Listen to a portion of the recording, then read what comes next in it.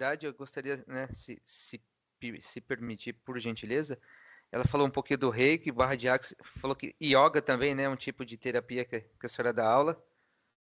Isso, no caso a yoga, ela está dentro do que a gente chama PICs, né? Agora, que são os atendimentos do SUDS, desse plano de terapias e técnicas complementares, que desde de 2 anos para cá, né? Tem sido mais divulgado, né? Esse atendimento pelo SUDS. Então, o SUDS proporciona atendimentos com terapias, né, destas que eu falei, reiki, algumas outras, meditação, yoga. Então, o yoga, ele está dentro hoje das PICs, né? A gente não diz que o yoga não classifica ele como uma terapia, mas hoje a gente tem uma terminologia para yoga terapia, Uhum. né? Então, a gente consegue também atender uma pessoa com o yoga. Eu costumo, às vezes, dar uma aula, se a pessoa me procura, e dependendo do caso, eu até personalizo. Então, eu atendo direcionando ali as atividades com yoga, as práticas, as técnicas que são físicas, né? São respiratórias, temos algumas outras técnicas também de contração e descontração de algumas partes do corpo, de purificação, que a gente chama, que pode ser utilizadas, essa purificação pode ser utilizadas técnicas com a própria respiração mesmo, ou de repente focar com a meditação numa chama de uma vela, por exemplo. Então, a yoga tem várias técnicas dentro dela, né? E o objetivo principal do yoga, todo mundo pensa, e aquele negócio de fazer a e ficar parado, né? Verdade. Ou vai fazer a hoje, né? Quanta gente fala isso?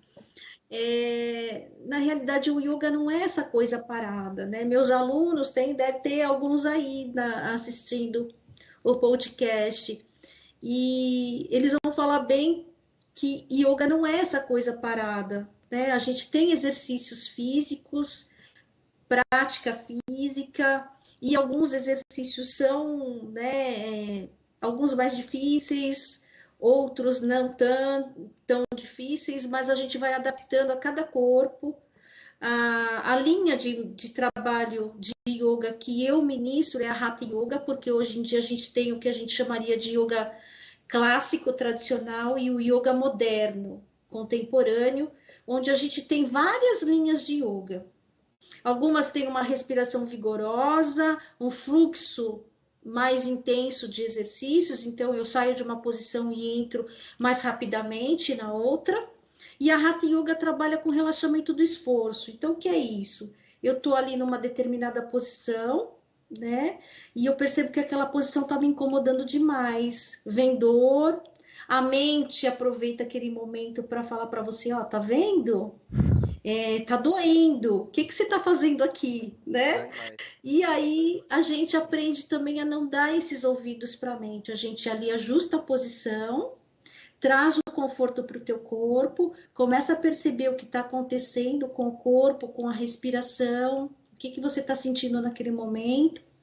E aí você vai ajustando e vai tendo ali um avanço. Você vai percebendo que o avanço é com você mesmo, não é com a pessoa que está do teu lado, não existe esse tipo de comparação, né? E o yoga, na realidade, ele é psicofísico. Hum.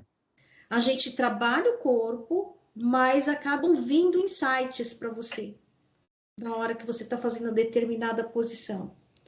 E aí, esses insights, o que, que a gente faz com ele? Guarda lá na caixinha, e você vai percebendo que o que você vivencia na sala de aula, você vivencia na sua vida. Então, de repente, eu tenho uma posição ali onde eu giro o meu tronco e torço a coluna.